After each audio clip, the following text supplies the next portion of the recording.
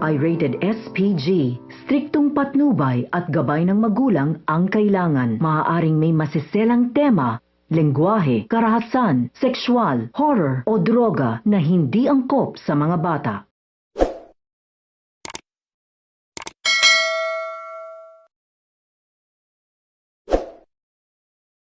Narito ang mga kaganapan na ating aabangan mamaya sa House of Lies. Sasabihan ni Marge si Thea na ididemanda niya ito sa ginawa niya sa kanyang kapatid. Hindi umano ito pananakot, nagsisimula na umano siyang maningil. Samantala, susuportahan naman ni Paulo si Marge sa kanyang laban kay Thea. Hindi niya umano hayaan na mag-isa ito kahit ano pa umano ang nangyari sa kanila. Babalaan naman ni Thea si Paulo kapag nakulong siya, ilalaglag niya umano ito.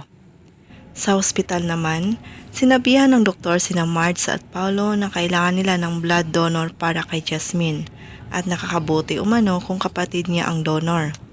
Tinanong din sila kung may kapatid ba si Jasmine. Nagigilty naman si Ashley kaya inamin niya sa kanyang daddy Edward na nagsisinungaling umano siya tungkol sa nangyari kay Tito Jobert niya para pagtakpan ang kanyang mami Thea. Nadismaya at galit naman si Edward sa nalaman at agad kinumpronta si Thea. Sinabihan na ayaw niya na matulad ang kanyang anak sa kanya. Aalis umano siya at isasama niya si Ashley.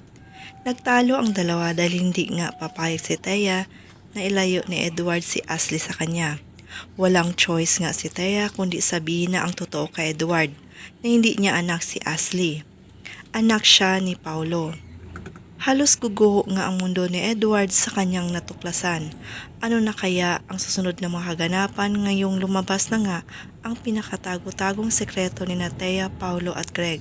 Abangan!